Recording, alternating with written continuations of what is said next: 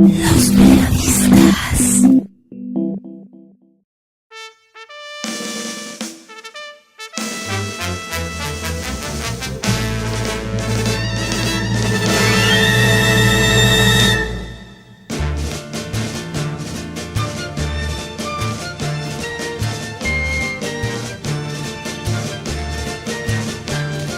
De un año a la fecha, el tradicional menjul de la ópera ha venido siendo acompañado, aparte del platito de cacahuates, habas y garbanzos, por un platón de palomitas de maíz. Algunos asiduos parroquianos son distinguidos con el plato de pata de res en escabeche o la torta de pipián verde, pero las palomitas van labrando su espacio.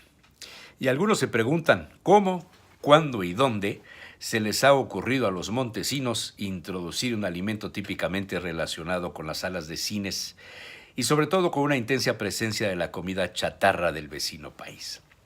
Y entonces el aventurero Salacaín explicó a sus amigos sobre lo equívoco de considerar a las palomitas de maíz como extranjeras, si bien el auge se dio en Estados Unidos gracias al ingenio de Charles Cretors, un científico, inventor de la primera máquina comercial para fabricar palomitas de maíz, patentada y presentada en la Exposición Universal de Chicago en 1887. Las palomitas se colaron a las salas de cine muchos años después. De hecho, fue la Gran Depresión en los Estados Unidos la causante de abrirles un espacio. Anteriormente, las salas de cine mudo eran comparadas con salas de teatro, de ópera. No se permitía la comida ni la bebida en su interior durante la proyección.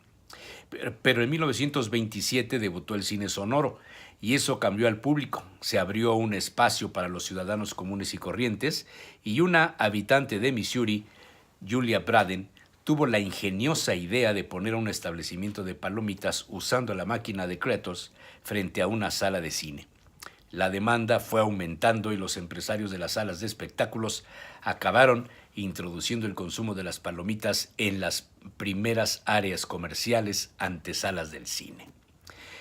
El uso de la sala aumentó el consumo de las palomitas y con ello la generación de sed de líquidos, y entonces se montaron las bebidas gaseosas, dando paso a una moderna concepción de las salas de cinematografía, donde además de ver una película se podían consumir alimentos.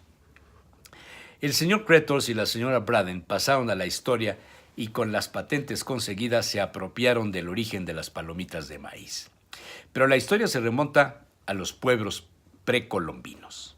Cristóbal Colón sin duda fue el gran descubridor del maíz en sus diversas variedades, las llevó a España. Pero Hernán Cortés fue el emprendedor de su divulgación y posterior consumo. Los conquistadores dieron fe de haber encontrado restos de las palomitas llamadas crispetas en tumbas con más de 1500 años de antigüedad. Investigadores de arqueología han situado en 5000 años antes de Cristo el empleo de un maíz tostado para producir las ahora llamadas palomitas, empleadas como pasabocas en actos rituales. Y Fray Bernardino de Sahagún da fe de su descubrimiento y empleo en las fiestas prehispánicas donde las mujeres jóvenes bailaban adornadas con unas guirnaldas de palomitas colocadas sobre las cabezas de las niñas. Sahagún las registró con el nombre de Momochtli en náhuatl.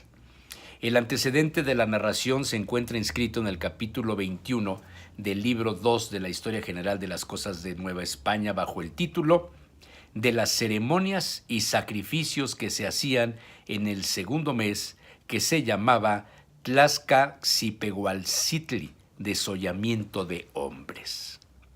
Se trataba, explicaba Salacaín, de una fiesta en honra de Xipetotec y Huitzilopochtli, a quienes ofrendaban a los cautivos, hombres, mujeres y niños, previa celebración de varias fiestas.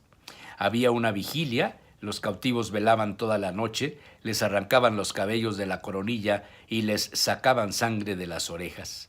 Al día siguiente eran desollados.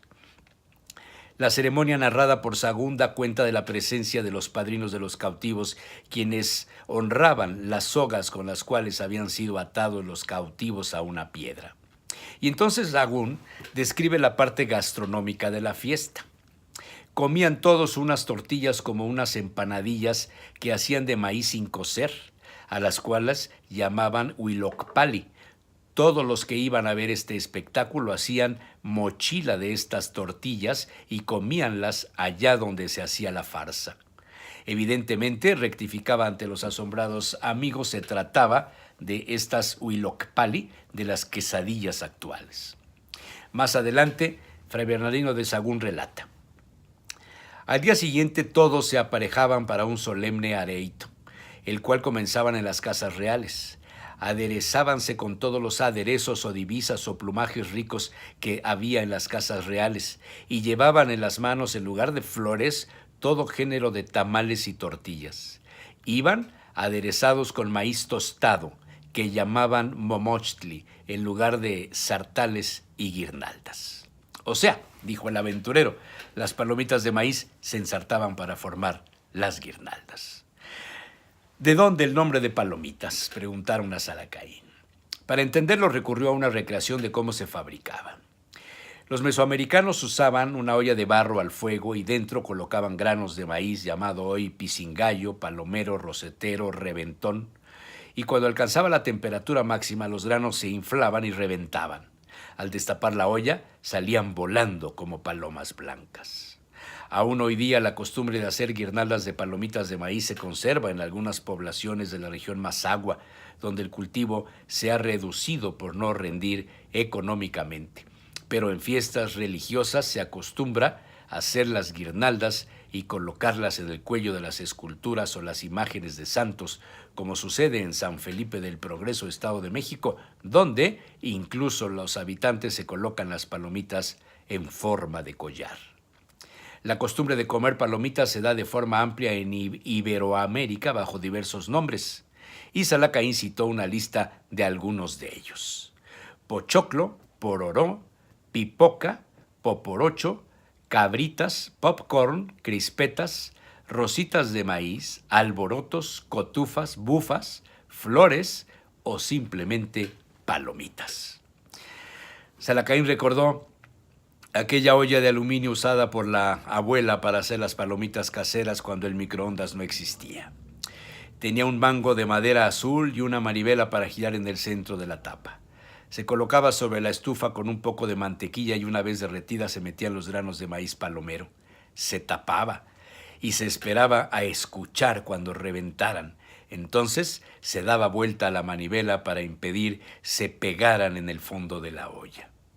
Una vez habían explotado los granos, a veces la tapa se levantaba un poco y entonces a comerlas, recién hechas, sin conservadores, y a ver la televisión en blanco y negro, claro está, teatro fantástico de Cachirulo, cómicos y canciones con Viruta y Capulina.